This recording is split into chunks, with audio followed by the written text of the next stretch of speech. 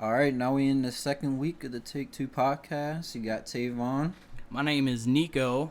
Yo, we got 9 Marcella. And well, we had a couple blowouts this past weekend. I guess the additional teams kind of didn't really matter because all of them, well not all of them, but most of them got blown out. So. From what I kind of didn't think it was going to be an impressive playoff weekend. What we got was atrocious. This was the most numerous blowouts. Anticlimactic shit I've ever fucking. Yeah, we can get into it. I was about to say, yeah, and as a Dallas supporter, the only entertaining thing about that game was just watching the slime on Nickelodeon. So, yo, didn't the Niners have like a slime player out there? They had like the 12th man. Yeah. So just a couple reactions of the game. So we can start off with the 49ers and Cowboys. I'm under the impression that it was a terrible game. Hey man, I was pleasantly surprised. As an Eagles fan, I always look forward. One of the inevitable things I look forward to in the NFL season is a Cowboys meltdown. Happens every year.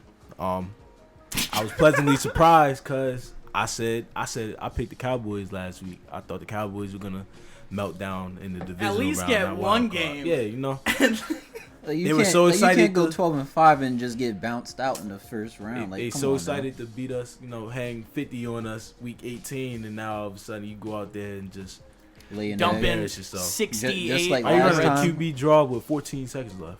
Oh my gosh.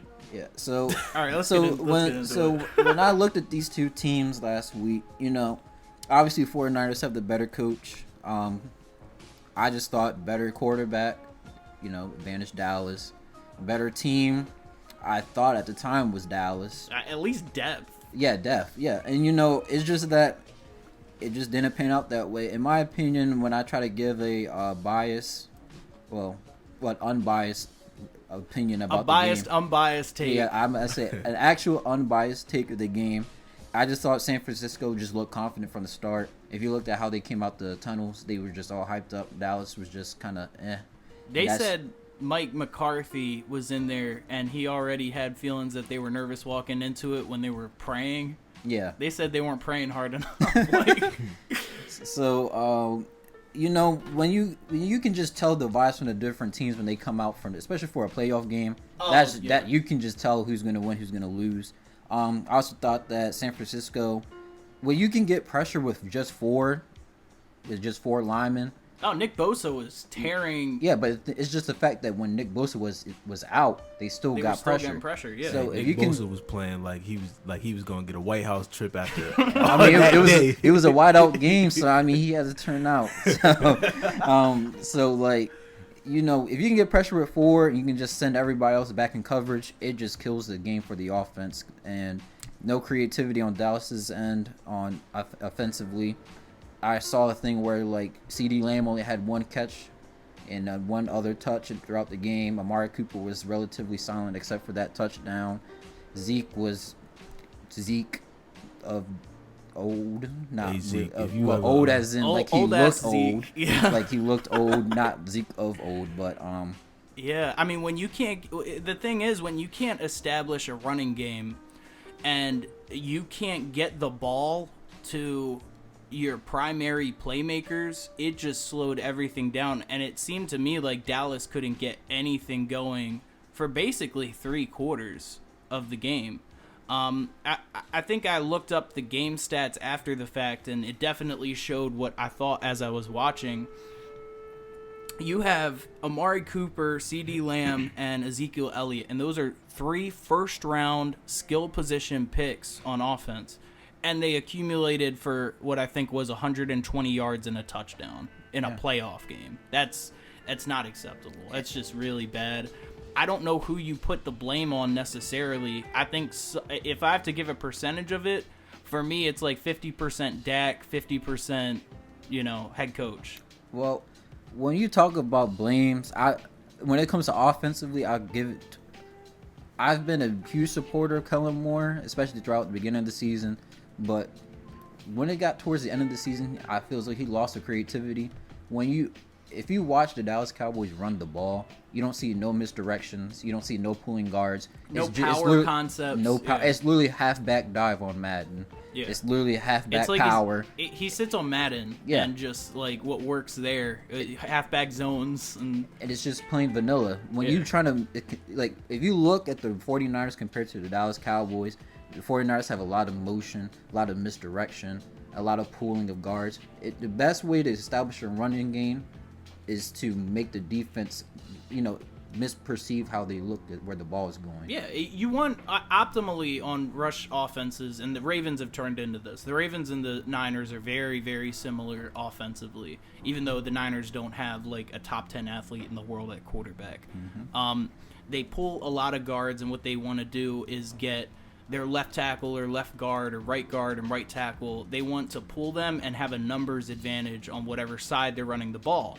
And with the Cowboys, they run a zone run concept. Well, the issue with that is it gets incredibly predictable, and it's easy, especially when you have a defensive line as skilled as what the Niners have, to basically just, if the players are running this way, that's the way that you need to go to get to the ball. It's very easy to read what a zone offense is, and you need really capable guards to do that.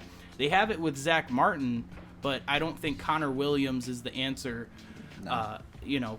Is he left guard or right guard? He's left guard. Left guard, right? Yeah. So I don't think he's the answer at left guard, not if you're going to run that style of really predictable rushing offense. So I expected the Cowboys to win this. I know that the Niners had, pretty good disciplined players, but when Jimmy Garoppolo's out for damn near half the season, when George Kittle is out for damn near half the season, when the Niners are coming in fairly limited and clearly aren't the better team in an away game, it really does come to a point to where you as the Cowboys need to go, damn, like we really got rocked. And their response after losing the game was some of the most like poor sport bitter shit I've seen in a minute. Yeah. And I get being disappointed, right?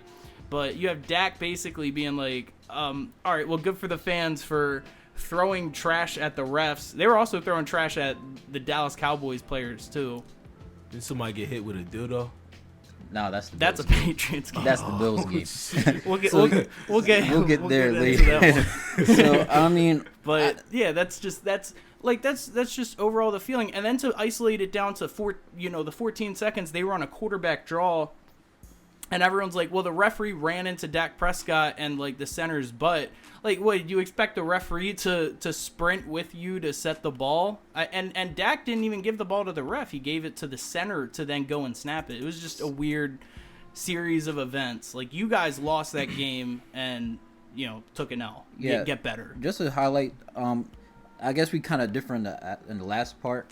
I didn't oppose the last call, only because if you watch the play, they have their linebackers like facing the inside where they're closer to the boundary line.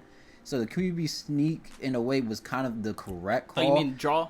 Yeah, QB draw was the correct call.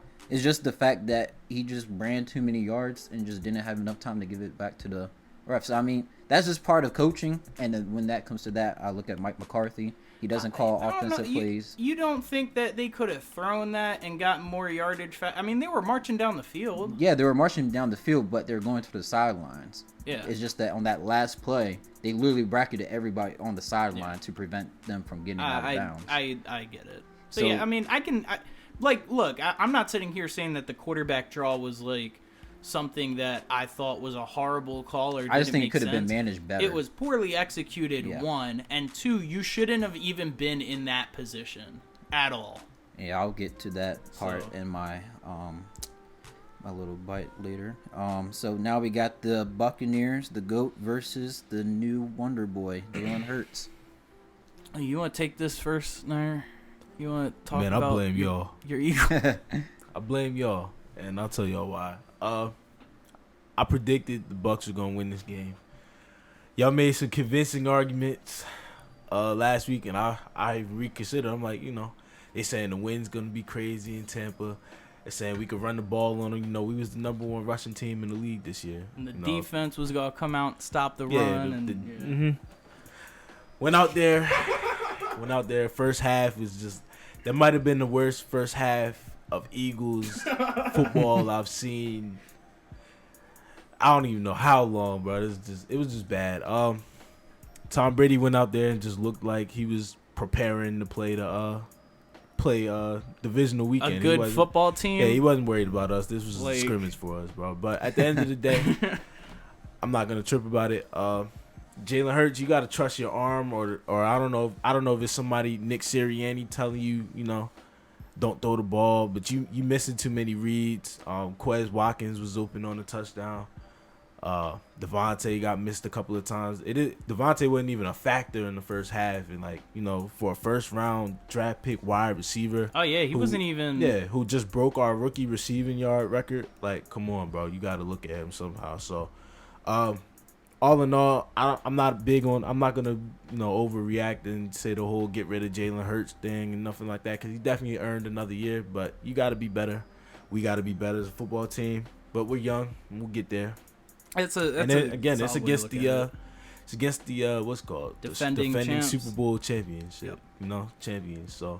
So I guess my take on this, and we'll talk about it a bit later on how wrong I was on this. I completely underestimated, when looking at this team, how good the Buccaneers rushing defense was still going to be. Miles Sanders could not get shit going for the whole game. I mean, I think he averaged, I have the numbers in front of me, so I don't think. He basically had 7 carries for 16 yards and, 2.3 yards per carry. They could not establish the run at all. And I think that's kind of where their offense sort of opens up.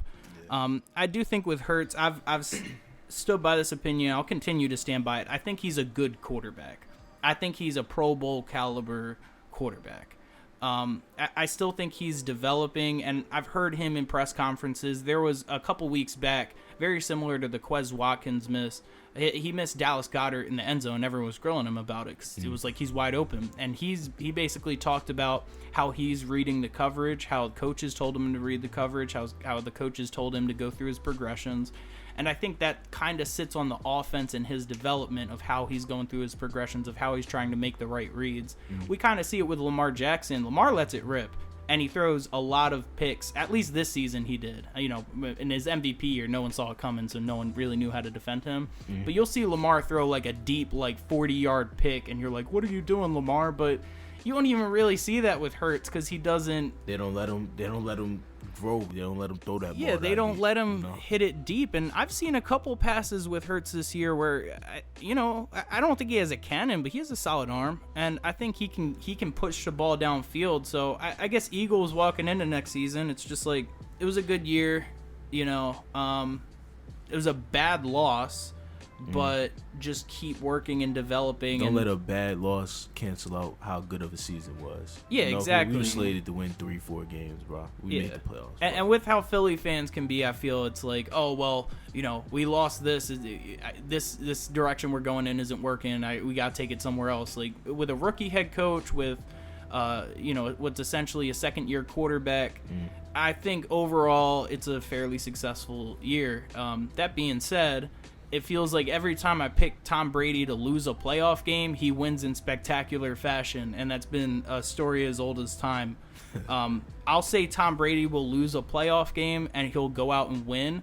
And then in the Super Bowl, if I say he wins a Super Bowl, he'll actually win the Super Bowl. So, I seem to be really good at picking what bowl games Brady's going to win. But my playoff record with him, seriously, might be 1-12. It's atrocious. I don't even bet against that man no more. I mean, it's at this point. He got 7 rings, bro. I can't even bet against him no more. It's insane. I actually forget how many Super Bowls he wins sometimes, and that's how I kind of know it's just ridiculous. Right. People are gonna. I'm telling you, our kids and grandkids years from now are gonna be like, man, he was playing in some soft Wilt Chamberlain era. Yeah, how did you guys let him win 7 rings? He still be fucking playing. Tom. Shit. So, yeah, I was wrong about this game, too, and I blame Nico.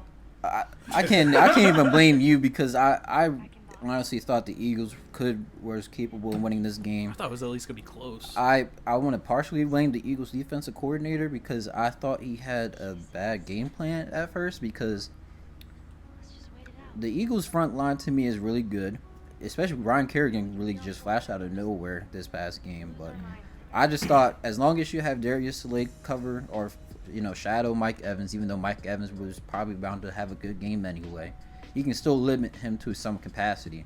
That did not happen. Yeah, but but even still, when I was watching the game, Mike Evans would go in the slot, and Darius Slay would still be on the outside covering. I can't tell you who their fourth or fifth receiver is, but it just baffled me because it's like, why won't you just have your best covered guy cover their best receiver, especially when they have nobody else? Especially when Darius Slay's been pretty good this people. No, I'm saying he's been following best receivers pretty much all season anyway. Yeah, they had him on like Tyler Johnson, I think, and it made no sense to me. Yeah. And then when you think about that, so like I'm gonna just highlight the beginning of the game because that's obviously this is before they start expanding their lead and whatnot. So I felt it was more like they were really good at running the ball, surprisingly to me, especially without Leonard Fournette. And then most of their pass plays were kind of short intermediate routes. So I'm like, why won't you just force them to go over the top? And then if they were to beat you over the top, then you obviously just got to adjust accordingly. Yeah, adjust. But they played really like passive. Yeah. And just let Brady pretty much pick them apart for 3-4 quarters. And I felt that, especially when you know that their right tackle Tristan Wirfs, correct? Yeah, especially when he got hurt. Tristan Wirfs got hurt, and they tried to put him back out there, and he didn't. That's when the Eagles started getting sacks. Yeah, but and it just didn't look good. Especially when like, even though Tom Brady can obviously shred any defense, and he's proven everybody wrong. The best time to get the best of Tom Brady is when you have internal pressure. So I feel as though like as long as you bring the internal pressure and you kind of sit on some of the short intermediate routes, have your best cover guy cover Mike Evans, you have a decent shot. And then on the offensive side, I mean, you pretty much already went over ran the gambit. Yeah, because the Eagles their whole offense is predicated on their run game, and obviously Vita Vea and their whole defense just pretty much clogged up. Shaq Barrett. Yeah, they just clogged the entire running lane. I just want to give just a quick scope about Jalen Hurts. I think people need as well. I guess you could say the negative Eagles fans. They just need to give him some time because no one really thought that even if he was selected in the second round that he's just going to come out and just shred everybody in the NFL. He's a developmental player, and I think he's going to be a good quarterback. And I think his ceiling will be the upper Pro Bowl caliber quarterback. But one thing about Jalen Hurts that any given Sunday is that he's a gamer. And when you have someone who's a gamer, you can win any game. So yeah, I like his mentality. I mean, when he comes to he I think behind that organization really well. I think he's a very good quarterback behind the podium. That's kind of what I thought Dak was until he threw the refs under the bus. Yeah. But I think really just with Hurts and this organization, you got to give it time. Like Philadelphia hates admitting that they're in a rebuild, except with the process. They kind of that was a joke forever. But you're in a rebuild. It can be much, much worse. Like we could be the Giants. Yeah, you could be the Giants. We could be the Giants. And don't know where they're going right now. Yeah, with no plan at head coach, with no plan, and I'll give I'm credit. about to go try out for running back with them. I'm about to go try out. Like it's that bad. You might need a knee brace. You gotta watch out because it's bad there. But just overall, like I didn't have. I remember the first press conference. Last thing I'll say on it, the first press conference Nick Sirianni did. I was like, oh boy, you guys are in for it. But he's actually, I feel, a decent head coach. Out of all the new coach hires this year, I feel like he was easily the best. The best one. Yeah. So, take this season with the goods, with the bads, and just move forward. As long as Howie Roseman does his job in the draft, the sky's the limit for the Eagles. Exactly. I agree. So let's get over to Joey Cool, Joe Burrow and the Bengals versus Derek Carr and the Raiders. And Jamar Moss. Oh yeah, Jamar Moss. Yeah. I called him that last week. So, Nick, you want to talk about that? I can, I'll go into it a little bit. I don't have as much to say on this one, but I actually thought the Bengals were going to win by a little bit more. This game was actually nail-bitingly close. It was the closest game all week.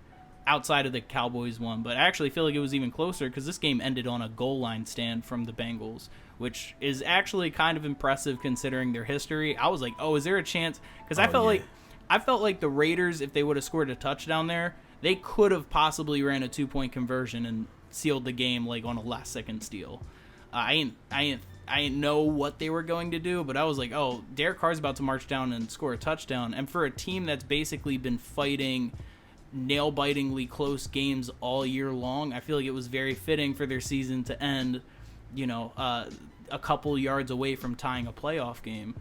With that being said, the Bengals look primed to possibly make an AFC championship appearance with how good their offensive pieces look.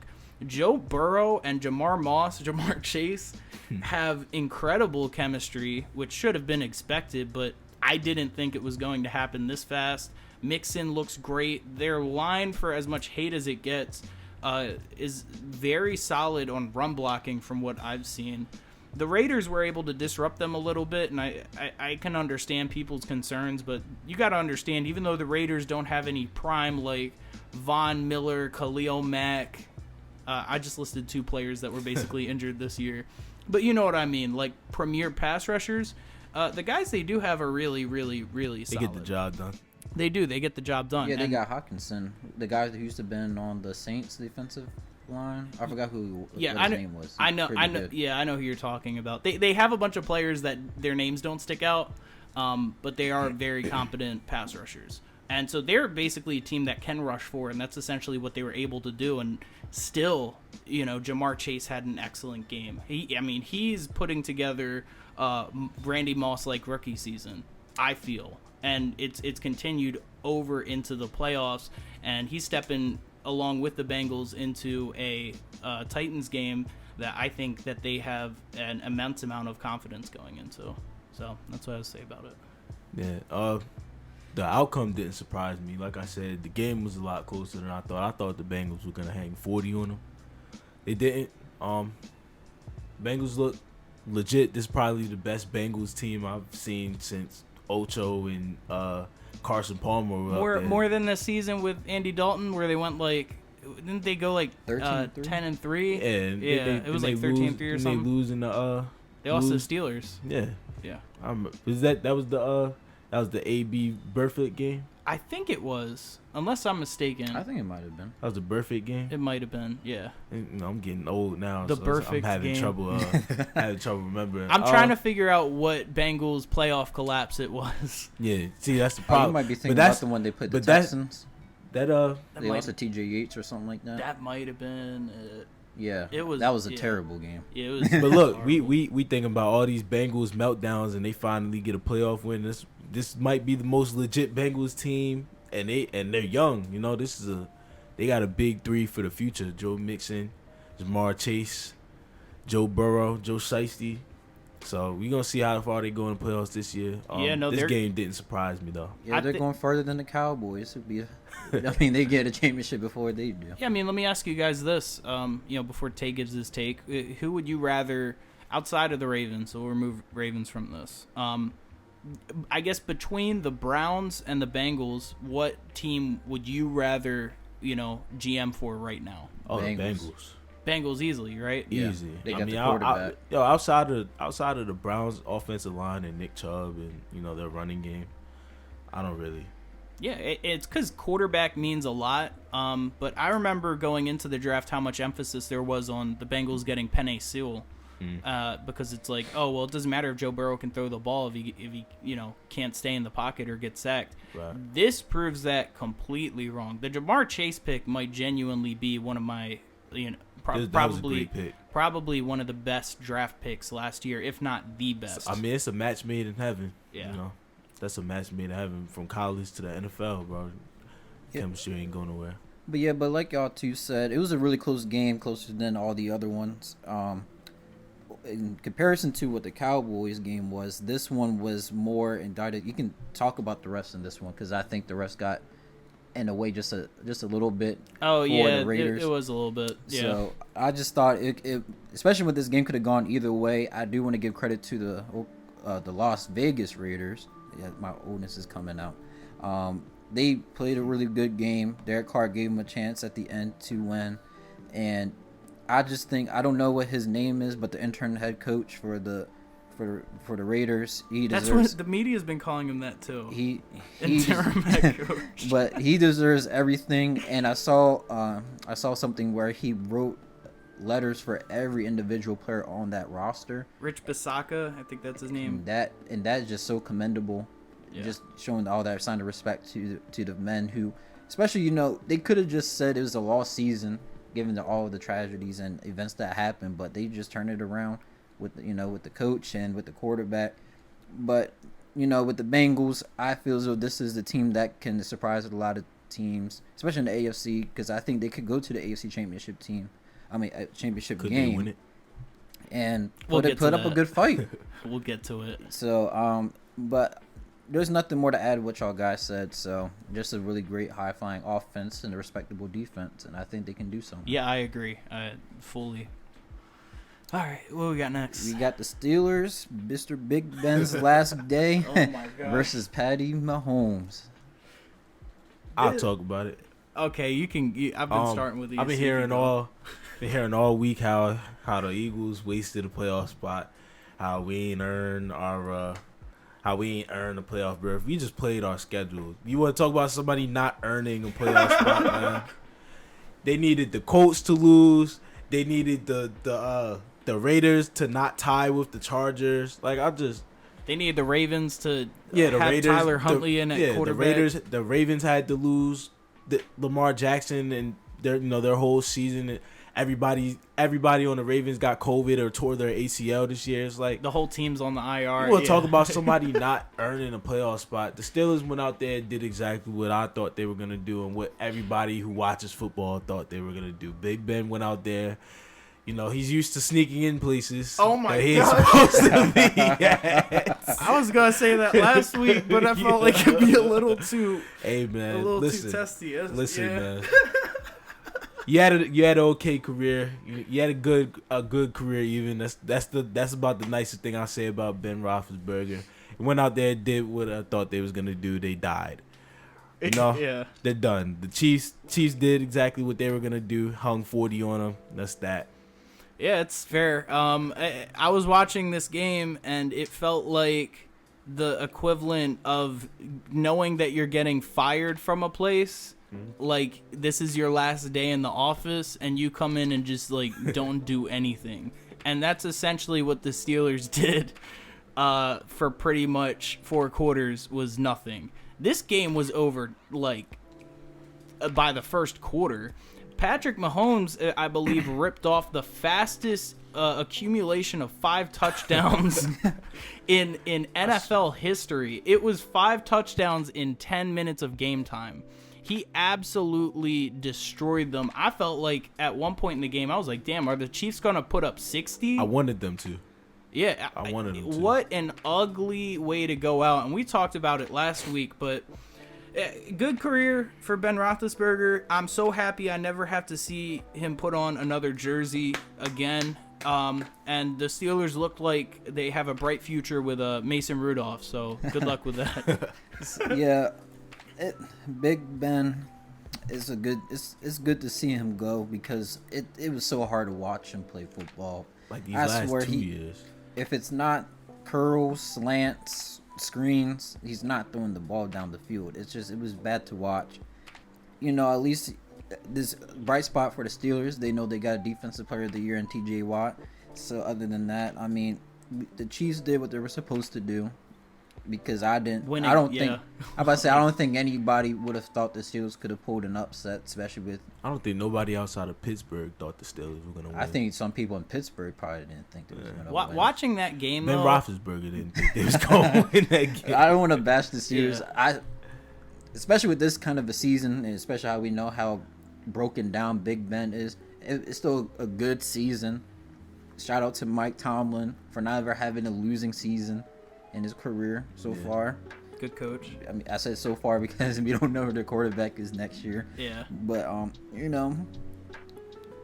sky's the limit, because you can only get better from here. Watching this team play football, and especially in the playoffs, for me, really cemented the fact that the Denver Broncos Super Bowl win, I believe it's 5 years ago now against the Panthers, and the fact that they were even able to win a bowl.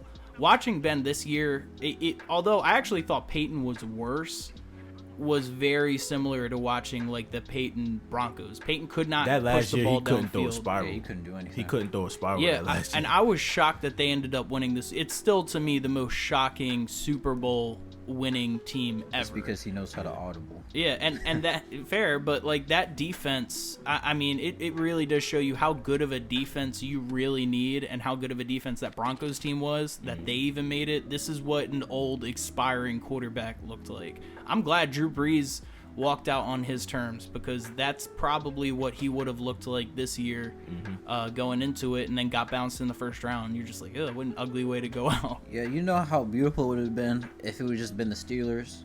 You know, backtrack. If the Colts would have done their job against the Jaguars. You know, the Steelers beat the Ravens.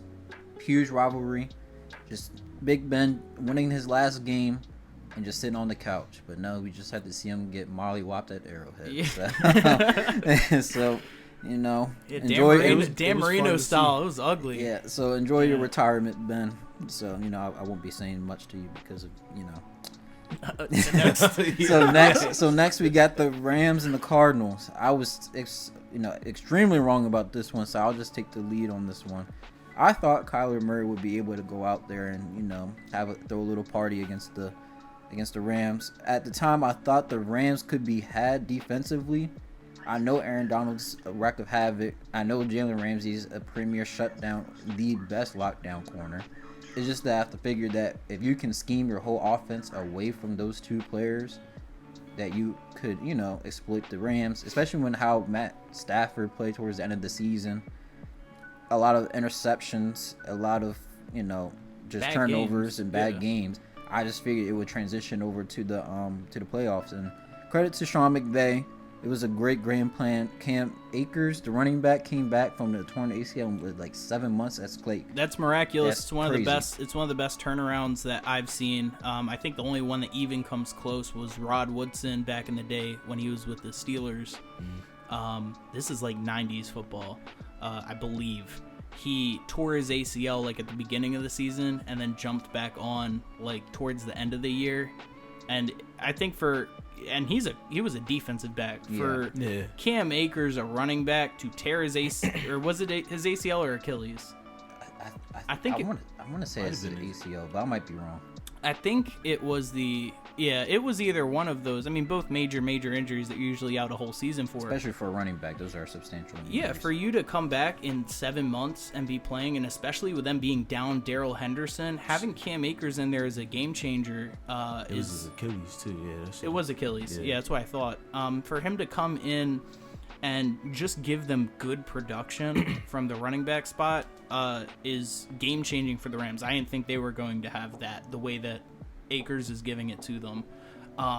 And this game kind of played out the way that I was hoping it would, picking the Rams. The reason I picked the Rams was I was like, their star power, I think, is going to overpower, you know, the Cardinals, and the Cardinals kind of slid down the last couple games there. So it's not like the Cardinals were riding high necessarily either. But when you have to account for Aaron Donald, when you have to account for Jalen Ramsey, Odell Beckham looks like he's had a career resurgence with the Rams. I mean, he looks. So it's not Odell's fault. I don't think. Only when Matt Stafford throws picks, then it's Odell's fault. But they look really, really, really good. This all-in thing that they did this season looks like it's panning out. I mean, this was yet another blowout, win for them. So. I like Sean McVay a lot. I like them a lot, but we'll talk about them more going into game predictions, or at least I will. I don't know if y'all. So I was right about the outcome, the final outcome of it. I didn't think that the Cardinals were gonna go out there and just look like a high school football team. Though yeah. I thought they were gonna out there. I thought Kyler Murray. I don't know. I hold him in a high regard. I thought he was at least gonna, throw a couple of touchdowns, run 50 yards, do enough to keep them in the game. They just looked like they just was not playing with his ass out there. Like, just, I don't have nothing to say that hasn't already been said already. shout out Odell Beckham. I thought he was gonna just go to LA and just make movies. I didn't think he was gonna be out there. I was about to say, you thought he was gonna take a page out of LeBron's book. Yeah, I didn't think he was going. I didn't think he was really gonna do nothing crazy. But I mean, it seems like these last 6 games with the Rams, bro, Odell's really been teed up. So I'm glad he's back in the playoffs. Football is a better place when he's playing. Yeah, I'm glad that he's putting production on the field. As someone who's been a huge supporter of Odell Beckham for years, I've been getting absolutely dragged through the mud by my family and friends that I play fantasy with. I've drafted this fucking guy 4 years straight in fantasy, and watching him on the Browns and watching him on the Rams has been completely life changing. I mean, it's night and day. It shows you what good scheming, what a quarterback that can actually throw the ball outside the numbers looks like. And someone who can actually use the talents of Odell. I mean, we were talking at one point about him probably. I mean, it looked like with the Giants, he was a lock for the Hall of Fame, and then he went to the Browns, and it's like, dude, you're not even going to make like a Pro Bowl again. And now he's with the Rams, and I could genuinely, I don't see him going anywhere. I think this is the last year on his deal, if I am correct. Yeah, you're right. Yeah, so I see him re-signing with them, and I think the Rams are in a really good spot, not just to possibly make the Super Bowl this year, but moving forward. It makes the Rams' offense definitely a little bit more dangerous, and I know they're down a starter receiver, and people had questions whether he was going to be wide receiver 2 or 3 when he came in. I don't even think it matters at this point. I think it'll be like the situation. I think he'll be similar to AB was in Tampa Bay before he lost his mind. I think he's just gonna come in there, do his job, not worry about being a star 1 or 2 and shit. Who knows? He could be a Pro Bowler again, maybe. They don't even have Robert Woods right now. Yeah. And I think when Woods comes back and with Odell in there as that spectacular, game-changing role, I mean, I'm telling you, the Rams are gonna be set for a while. They'll go as far as Matt Stafford take them. Especially because all those receivers are interchangeable. They could play in the slot and the outside, so you can just pick your poison with all of them. Yeah, pretty much. I mean, Cooper Kupp's the best slot receiver, arguably the best wide receiver, give or take a couple of guys in the entire league. Just assuming Robert Woods comes back healthy. I mean, we're even talking about them this year making a run for it. So very impressive performance. They even failed to mention Van Jefferson, the speedster that they got. So. Oh, because he's kind of taking a backseat in all this. Yeah. Or at least during the season when Odell came there, he kind of has slid back into that third wide receiver role. But no, he's definitely still a dangerous weapon for them, I think. All right, so we transitioned from the Rams, and now we got the Rams and Bucks. So some picks. Who you got? Nair, do you want to take this? Because I don't dig myself a hole again. I don't bet against Brady. It just comes down to that. The Rams are legitimate. We already know the Buccaneers are legitimate. I don't bet against Brady. So I'm going to take the Bucks in a close game. So Darius Slay and the Eagles defense could not shut down Mike Evans. I think Jalen Ramsey is going to have a little bit more success with that. I think Aaron Donald is going to have a little bit more success, or at least it's going to require a lot of attention to slow him down. And I think the injury of Tristan, this Buccaneers team is getting whooped with injuries. Oh, yeah. Tristan Wirfs is a long shot to play. And he's going to be in the conference finals because I'm saying this, but I think what Brady's done this year is really impressive. He's my MVP. We've talked about it, but I think that I have the Rams winning. And if mark my words, if the Buccaneers win, it's because I picked the Rams to win this game. I don't feel confident picking Stafford over Brady in a playoff game at all. But do I think that the Buccaneers are going to come out and put up 30 points on this Rams defense? I don't know. I don't think so. I'm in the same road as you, Nico. I don't want to keep betting against Tom Brady because I'm just going to fall in the crowd of people who always bet against him, and he always proves them wrong. He'll put you on a little Instagram video of all the people who doubted him. LFG. Yeah. So Monday. So I'm Yeah, if I'm on there one day, I feel like I made it. Oh yeah, no, we're on there next week. Yeah, but I'm taking the Rams, even though the Buccaneers obviously have the better quarterback. Like you mentioned, Tristan Wirfs is out, so Von Miller's gonna have to wreak havoc this week. You got Aaron Donald, and we already talked about how we would hope Darius Slay would be able to shadow Mike Evans, like we just mentioned. Jalen Ramsey will shadow. He will Mike Evans. he will follow you wherever you go. Yeah. He will lock you down wherever you go. So you have like he Mike Myers. I'm just nervous. I mean, even last game, and yeah, the Rams were winning by commanding fashion. Stafford still threw 2 picks. I'm expecting Stafford to throw interceptions in this game. So it's going to be the whole thing where it's like, Stafford throws like a pick or two. Honestly, this game might start out with the Buccaneers leading. It's just, can the Rams, claw their way back? And I know the Buccaneers have Carlton Davis, who came back from injury not too long ago. So even though he can, he's going to have to just find or shadow whoever just goes in front of him, because, you got Odell and you have Cooper Kupp. I just think the secondary can just be had, because you have these 2 really good receivers, and you got Tyler Higbee, he might just be somewhat quiet, and then you also have we talked about Cam Akers. So I think Sean McVay has something up his sleeve. He's not no slouch when it comes to game planning and everything, and I think he will try to help Matt Stafford pull one out of his ass and come up with a win. Yeah, he's seen. The thing is, McVay's played Brady in the playoffs before, and out of all, I saw a crazy stat where it's Brady's actually older than all of the coaches for the NFC teams. Every NFC team that's still alive, Brady's older by them by not just like a year or 2, but by like 4 or 5 years. Yeah. So I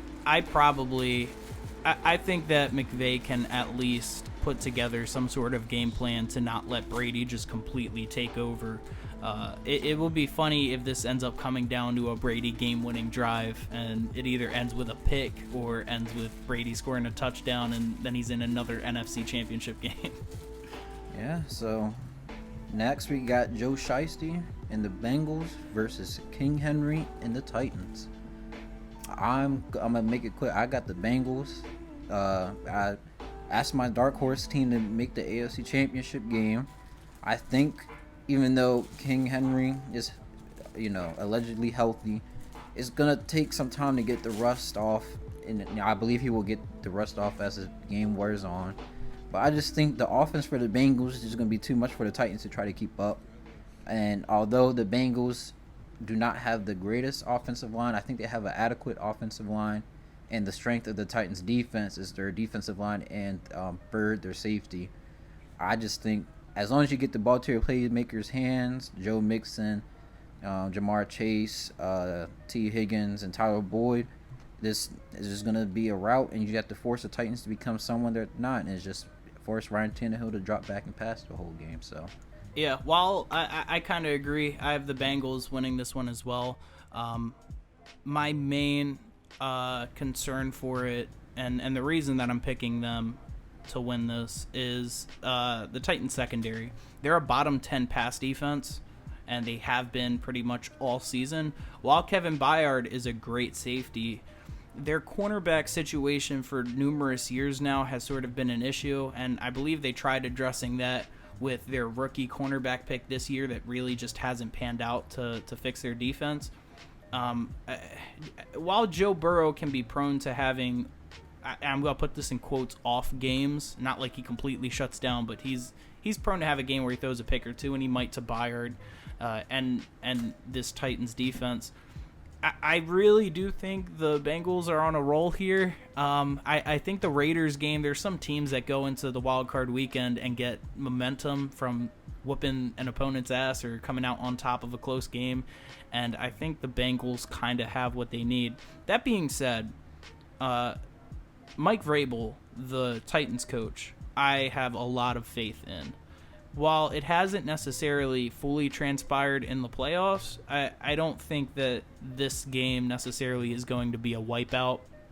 I think the games this week, hopefully, are going to be a little bit closer, and I think this is going to be a relatively close game. If you're the Titans, you need to control the clock. So whether Derrick Henry's ready or not, he needs to be out there and a major part of their game plan. I think if you're the Titans, you can't go into this being passive or trying to be conservative on your play calling. You got to pull out all the stops. Because while the Bengals were like, if I have it correctly, like, you know, a lower seeded team, I think they were like the, fifth seed? Fifth, sixth? I mean, They were the division winner, right? Yeah, they were the division winners, but... Yeah. The Bengals won the division. Yeah. But they weren't necessarily, you know, they're going against the 1 seed. But I just don't have faith. Like, as I said before, the Titans are one of the least inspiring 1 seeds I've seen in a while. I wouldn't be surprised if the Bengals pull this one out. So that's my pick. I don't think the Titans scare anybody. I'm not gonna sit there and trash them. They definitely turned up without King Henry this year. You know, after he got hurt earlier or mid-season. I'm still gonna take the Bengals. The Bengals are my AFC Championship sleeper picks. They were that since week 6 of the season this year for me. I thought the Bengals were gonna come in the playoffs and, you know, do good. I think if the Titans get anywhere close to last year's Derrick Henry, or even how it was going this year, then the Titans have a chance. I'm not gonna sit here and say the Bengals are a lot to win this game, but that's just my pick. Yeah, they do, but I think we're all in agreement here. It's not like a coin toss. It's like right. I have the Titans like a 20% chance of winning this. It's low. Yeah, so since we all pretty much talked about the Bengals, I'll just talk about a way that the Titans, in my opinion, if they were to go this way, they could win the game. I just feel as though if you manage the game, you know, time of possession, run the ball, and then making sure you maximize off those possessions, and then you got just forcing the Bengals, not even just turnovers, just to punt the ball in every other possession, shorten the game a bit to where they feel forced that they have to get these scores through the air from Joe Burrow and company. If you can do that and you limit the game in a way, then I think you can take the game. But like I said, I'm still going to go with the Bengals, but just a cool little way to try to... Cool little explanation. Yeah, I gotcha. So on that note, we got the Bills Mafia versus the Chiefs in Arrowhead. Who y'all got? I got the Chiefs. I'm not going to... I hardly brought it up, but Josh Allen turned into the best quarterback of all time last week. That team does have a certain amount of grit, though. But I like how I think a lot of people are dumb betting against Tom Brady. I'm not going to bet against Patrick Mahomes. Quietly, I know Brady's taken a lot of shine recently for being like the best postseason quarterback ever. Even though the numbers would tell you otherwise. If we're going off of per game playoff numbers, Patrick Mahomes is one of the best to ever do it, if not the best. This man puts up routinely 3 or 4 touchdown games in the playoffs with no exception. I mean, even just take outside of last year's Super Bowl against the Bucs, routinely is putting up 3 or 4 touchdowns, and I haven't seen up to this point Josh Allen be able to match it. They played them during the regular season like it was their Super Bowl, but I mean, now it kind of is. I believe solely that the winner of this game will be representing the AFC in the Super Bowl, and I'm going to go with the Chiefs on it. So Nico beat me to it by about 3 seconds. I was going to say, I think whoever wins this game is probably going to the Super Bowl. I don't see the Bengals or the Titans beating either one of these teams. In my eyes, this is the AFC Championship game. I'm gonna take the Chiefs. I think it'll be a shootout. Josh Allen, you know, he looked like I don't know who, prime John Elway out there running around. I wouldn't even say that, because it was the rushing game was even better. Yeah. I mean, he was in all facets absolutely dominant. So yeah, I mean, it was like prime. Prime Cam Newton. Me taking the Chiefs is less to do with the Bills and more to do with Pat Mahomes. And I'm not trying to turn this into a Pat Mahomes suck fest or nothing like that.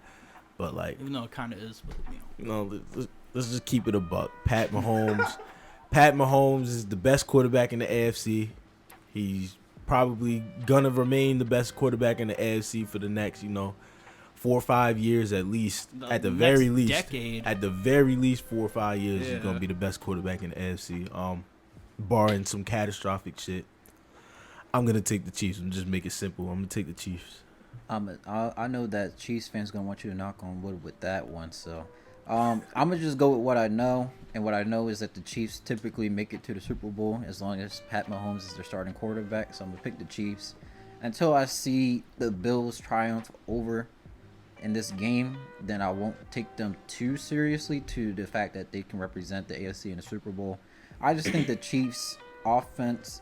The thing with the Chiefs, like I think I said it last week, their defense is catching fire or a hot streak at the right time, like they did last year, and I believe the year before that as well. Yeah. And the Chiefs' offense, as though they were pretty stagnant in a point during the beginning of the season, they started turning it on, and now they're back to the Chiefs of somewhat old.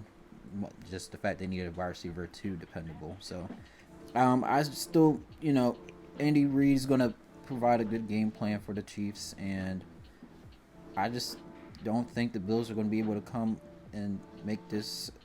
I just don't think they're just going to capitalize as much and make it a game. Do you think this is going to be competitive at least? Oh no, it's going to be competitive. I worded that terribly wrong. It's going to be a shootout, but I just don't think that. She's going to end up with more points than the Bills. Yeah. So I didn't want to make it seem as though they're just going to blow them out. I do feel happy in my pick, though, of saying that last week I said Patrick Mahomes was the second best quarterback in these playoffs, and I feel stronger by that after last week's performance. So, yeah, no, I go with the best quarterback, the best talent, the best team. I feel like in this case, it's unfortunately the Chiefs. If the Bills surprise me, though, we're gonna have to look at Josh Allen a lot differently. In a different light. A lot differently. I mean, how much do you think this game means for Josh Allen? I think it means him possibly being the second best quarterback in the AFC. Right now, I think it's been a hodgepodge of younger quarterbacks. For last year and the year prior, it was kind of just like Pat Mahomes and Lamar Jackson, and Josh Allen's taken a bit of a backseat, even though he's had great, regular seasons.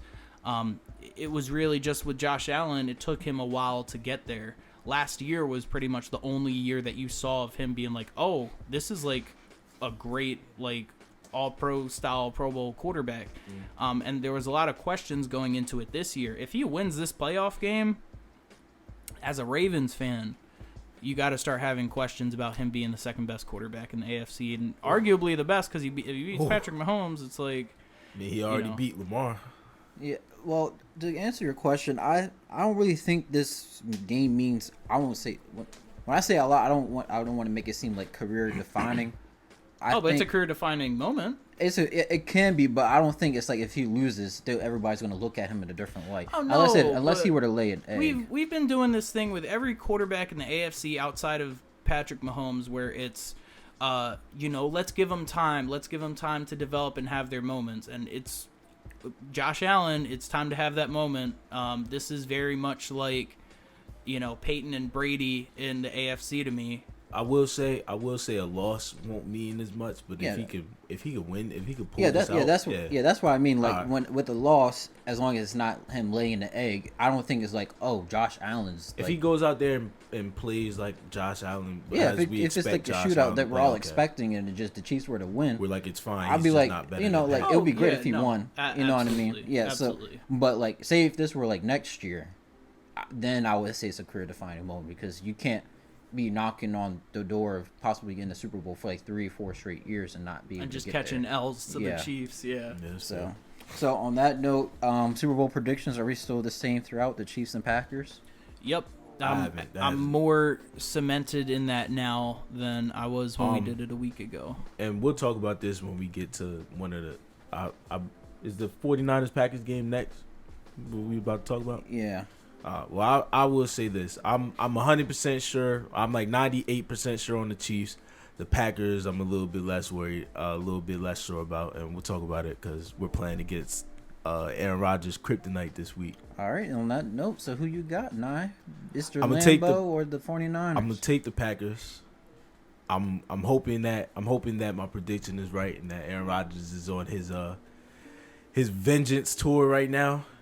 from last year. You know, he was a Kevin King away from the Super Bowl. I'm not thinking he's trying to get denied this year. You know, I'm thinking he's thinking Super Bowl or bust. You know, I'm going Packers. I think they're gonna do it pretty soundly, but it's the 49ers and Rodgers in the playoffs, so who knows? I can't think of a situation where Aaron Rodgers is going to lose to Jimmy Garoppolo. So I'm going to pick the Packers on this. But much like Nye, I'm not entirely sure on it. The Niners have a lot of game changers. Deebo Samuel has pretty much created a new position in the NFL with wide back. I think Cordero Patterson beat him to that, to be clear. But Deebo's been doing it better than almost anyone I've seen. And I think this is going to be a close game. I have Aaron pulling it out, though. Unless his defense completely, shits the bed yet again. I think this is pretty... Wouldn't surprise me. I still have the Packers winning this. Well, they usually shit the bed during the NFC Championship game, so yeah, you have one more game. It'd be like a week early for them. You know what I mean? Well, ain't Aaron Rodgers like 0-3 or 0-4 against the Packers, against the 49ers in playoffs or something like that? Yeah, it's pretty like, bad. He's never beaten them. Yeah, so, but the teams are like massively different. Wildly different. Like Alex Smith is much more formidable than Jimmy Garoppolo. We talked about it. We talked about it a little bit with Josh Allen, where I said if he loses, it doesn't mean much. I think if Aaron Rodgers loses to the 49ers again, I think we're gonna have to get the microscope out. It means everything. Yeah, we got to start looking at some shit. I think he's where it's up in the air right now. If he loses to the Niners, he is out. Gone. Yeah, he's gone. He's gone. And then as far as like legacy, I'm not even big on talking about players' legacies and everything like that. But I think if he loses this week, I think it's time to start looking at him more like we look at Drew Brees, and instead of how we look at Tom Brady and them. Because people will put Aaron Rodgers in that pedestal, with the Peyton Mannings and the Tom Brady and everything. I mean, I have him in my top he could be on 5. the Peyton Manning levels though. Well, yeah, but I'm saying like he gets what you mean. People call him the best quarterback of our generation, and then you only got the one ring, and then fair. you lose into the 49ers. Yeah, I think it'll be time to start holding him closer to that Drew Brees instead. I'm not a huge Peyton fan, but I'd still have Peyton ahead of him. Okay. Soundly. You have him above him right now? Yeah. Right. Yeah, I do. The eras overlap slightly, but I mean, if Peyton was coming in 2007, he'd be putting up spectacular numbers in today's NFL. What? The amount of MVPs he's amassed, plus the fact that he has 2 rings to Rodgers' 1. I feel like Rodgers, at least right now, if we're talking legacy, needs a Super Bowl to be in that conversation with Peyton and Brady and Montana. I try not to hold it against A-Rod, because you see that the talent is there, and then you see that his teams have let him down. Oh yeah, no, he's been. We're on the Peyton Manning side of it. Peyton Manning had Antoine Bethea, Robert Mathis, Dwight Freeney, and them on the defensive end. Bob Sanders when he was Sanders still for like a couple half seasons. He's had like Marvin Harrison, Dallas Clark, Reggie Wayne, and all of them. I mean, Aaron Rodgers had his weapons. I'm not going to speak too much on the Peyton Manning versus Aaron Rodgers. I'm sure we'll get into it in a future episode or something like that. It's not the time for that debate in the playoffs, but it is important to bring up legacy talking about this game. Yeah, I was about to say, not yet. Between these two teams, obviously, I got the Packers. I do think the 49ers are going to make this a great game, because although the Packers have a tremendous defense, it's a tremendous pass defense. Their running defense leaves a lot to be desired, and we know the 49ers are a really great running offense. So similar to like I said about the Titans and the Bengals, as long as the 49ers were to control the game in their way, in their style, lessen the possessions for the Packers and Aaron Rodgers to score the ball, it could be had. But I just don't think, Aaron Rodgers said this is the last dance. So I mean, in the last dance, you got to win the title, and I'm gonna stick to his words. So I would love it if he brought them a championship and then just left. Dipped. Yeah. I mean, what? Goes to Washington instead of what, like Scotty in Vegas, we got Rodgers holding out because of vaccination or something like that. All right. Yeah, it's we there. It's a good segue. I like it. Yeah. One last thing I'll say about it too before we move to the next topic. Matt LaFleur, I actually think has gone really underrated through this. I get that Aaron Rodgers has been the shining star there, but Matt LaFleur's winning percentage through like what I believe is his third season, if I'm not mistaken, is something like 80%, and he's made conference finals in all 3 seasons, if I'm not mistaken. You know how like we used to call on Jeff Fisher, Mr. 9-7. Yeah, Matt LaFleur is before the 17-game season is like Mr. 13-3. Yeah, so. Mr. 13-3. Like I'll take it. I think the Packers will be fine after Rodgers leaves, but they need to get the right guy behind quarterback. I was about to ask you, do you think Jordan Love will be that quarterback if he were to leave? All right.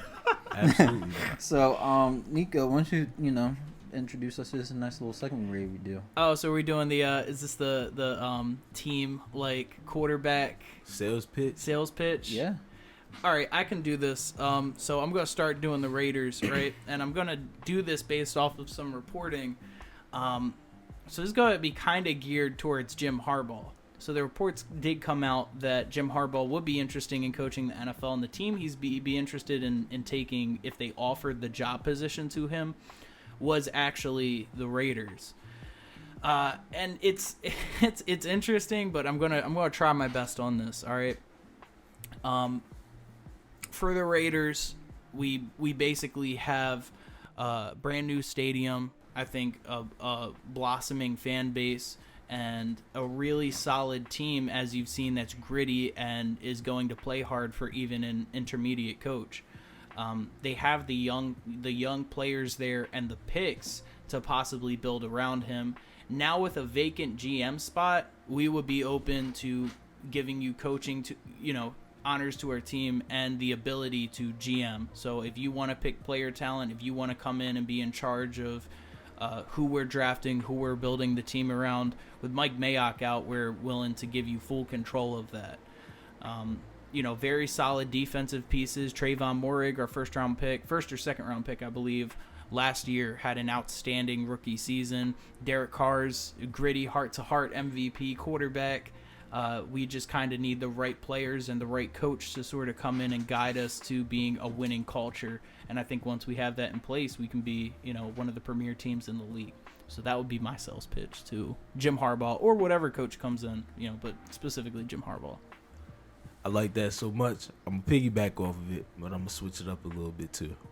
Jim Harbaugh to New York? not Jim Harbaugh. But for your reasons. New York needs a GM. New York needs a head coach. I think Brian Flores, There you go. As much as I disagree with the whole Deshaun Watson, how much I ain't rocking with Deshaun Watson right now, and due to all the allegations and everything, you get a fresh start in New York. There's no GM, there's no head coach. You sign Brian Flores, you practically begging for D-Wop. You go there, you be the best franchise quarterback that New York's had since, I don't even know, before Eli. So you gonna skip over Eli? He's skipping over Eli, bro. No, all respect to Eli. You get your franchise quarterback and your head coach in one fell swoop. Yeah, Dolphins wouldn't make the moves we're willing to make to win. I was about to say, who else would it have been? What, Phil Simms? For the Giants, yeah. Who's the best Giants quarterback ever? Eli Manning. Eli Manning.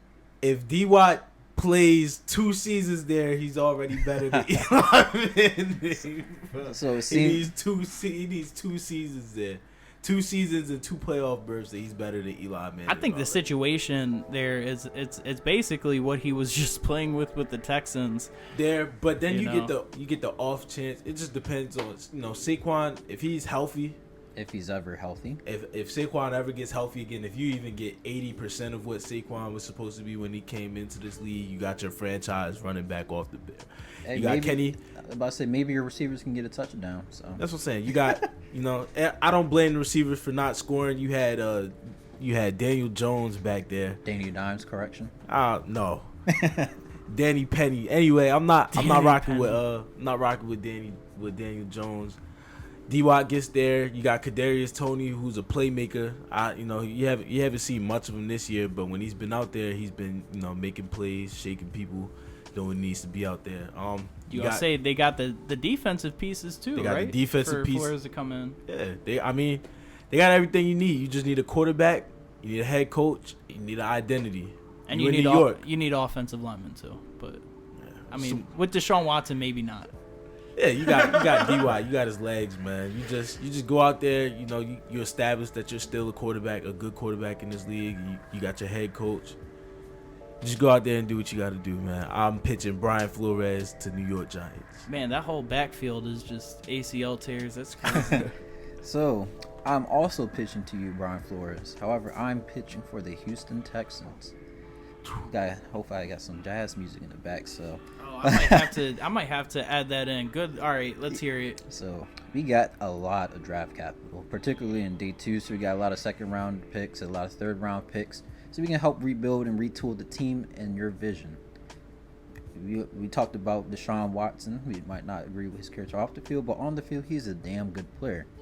What's the easiest way to get Deshaun Watson if he's in your own backyard? Oh my gosh. So we got Deshaun Watson in our own backyard, and we knew that you and him were having a great connection. So no state tax. Deshaun Watson do not want to leave them state borders. You pulled the state tax out. Hey! He want all that money. Stay with the team. Oh and in this proposal, I'm also letting the owner take a back seat.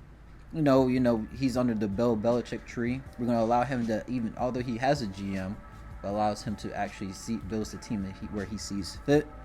And let's not fail to mention, this is a feasible division. Although when we were building, retooling the team, I'm thinking about probably like year 2, year 3. I don't think the Titans are going to be that sustainable in about 3 years. Derrick Henry's going to get older as a running back. How they slowly deteriorate over time. And then the Colts, they don't really fully believe in Carson Wentz. So, I mean, you got their GM and owner talking about, well, we'll see where players come and go for the next season. So, what about the Jaguars? And the Jaguars are the Jaguars. They got Trevor Lawrence, hallelujah. But Sunshine's not going to be sunshining for a long time. Darkness. So, and then for some reason you don't want Deshaun Watson there, which will be kind of dumb. But just in case you don't. We can just trade him. We can trade him and get some more assets. If you want a more rebuild, bro, you want 7 first-round picks. If you want like 5 first-round picks, you want some good defensive pieces, some decent assets. If you want to rebuild that way, the Sam Presti way, we can do that. And guess what? We got a capable backup in Davis Mills, who had a really underrated rookie year. And guess what? Deshaun Watson, let's have a fire sale. We got Brandon Cooks to get off, but we got Laramie Tunsil as well. So whichever you want to envision this team in, this is for you. Shout out Brian Flores, coming to Houston Texans. There we go, Tay. I like got that. me wanting to coach the Texans. Not me. That's man. If Brian Flores takes that job, best of luck to him. But you made one hell of a sales pitch. It was good. So I guess we might be on the way to conclude the NFL segment. Yeah, I think this just about covers it. Unless we got anything else on here. I think. How about we do a single large item for the playoffs or the NFL? For the league. I got mine already.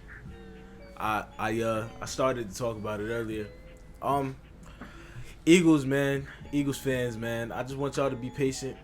We're looking at the wrong Jalen right here, man.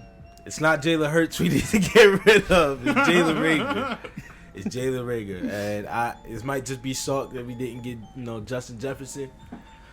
But, what Jalen Reagor's done as a first-round wide receiver and come out here and just not do shit.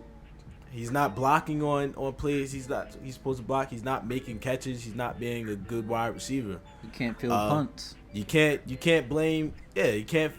Man, Tay. I'm gonna start getting mad and get hot flashes and everything right now. I don't even gonna do that to him, but I just let y'all know, man. I just need y'all to be patient. It's Jalen Reagor. It's not Jalen Hurts, man. It's Jalen Reagor. Y'all looking at the wrong Jalen right now. It's Jalen Reagor. He's got to go, and we'll be all right. Everything will be fine. I wish I had the issue, man. Yeah, I wish I had the Ravens in the playoffs so I could actually do like a big, large item for them, but.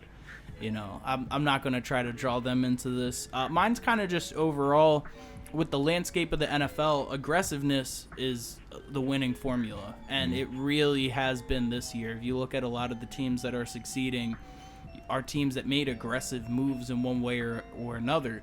The Bengals going out and getting Jamar Chase, that's an aggressive move for the new NFL with how important receivers are. Receivers used to be a luxury position that didn't win you championships. Much like how the running back is now. Receivers wouldn't win you championships. Receivers are winning championships in the modern NFL. Tyreek Hill, Receivers Mike and tight Evans. ends. Yeah, receivers and tight ends. And you see teams like the Niners, which went out and made an aggressive move to go and get Jimmy Garoppolo. Whether or not you think he's the answer or not, they're far in the playoffs. You look at the Bengals getting Jamar Chase. That's an aggressive move. Josh Allen and the Bills went out and spent a first-round pick to acquire Stephon Diggs. It's an aggressive move. So I think with the landscape that the NFL is in right now, if you want to be a contending team, you need to make aggressive moves to acquire prime quarterback or wide receiver talent in today's league. So that's my answer. Yeah, hear that, Jerry? You gotta be aggressive and fire Mike McCarthy. All right, so my single large item, accountability. The definition of accountability is the fact or condition of being accountable and taking responsibility, and that has to go directed to the Dallas Cowboys. So when you're in a game where you should win, you can't blame the refs for the reason that you lost. You have to take accountability for your own actions, and look at yourself in the mirror, look at yourself in the press conference, and tell to those beautiful reporters, men, women, whoever you want to say, and just say, you know what, we just failed as a team. I failed to do what I needed to do to help us win this game. Let me ask you this. Why do you got to do that, Tay? Why is that important? Why is that important? Is because it allows you to self-reflect on what you can do better for the next season. Exactly, and improve. Yeah, and improve. Yeah. And it's sad to say that, no one wants to admit that they did something to, no one wants to admit they weren't where they're wrong. But when it's a team sport, you got to acknowledge the fact that it takes all 53 men, because it's the 53-man roster, to come together and win a game. And when you're strongest as your weakest player, and unfortunately with the Cowboys, you're as weak as your coach. So, so I mean, accountability. And once you do that, Jerry, in Dallas, you might be able to get to the second round. So let's go. All right, well, thank you very much for listening to the Take-Two podcast. This has been the NFL segment. Please check our other videos on our channel or subscribe and like if you would like additional content. We'll also have the NBA takes for this coming out shortly. Actually, it should be released alongside this podcast. So if you like what you heard, please like, comment, and subscribe for more content. We come out on this every Friday morning, right at the crack of dawn at 7 a.m. Eastern Standard Time. Thank you for listening, and have a great day.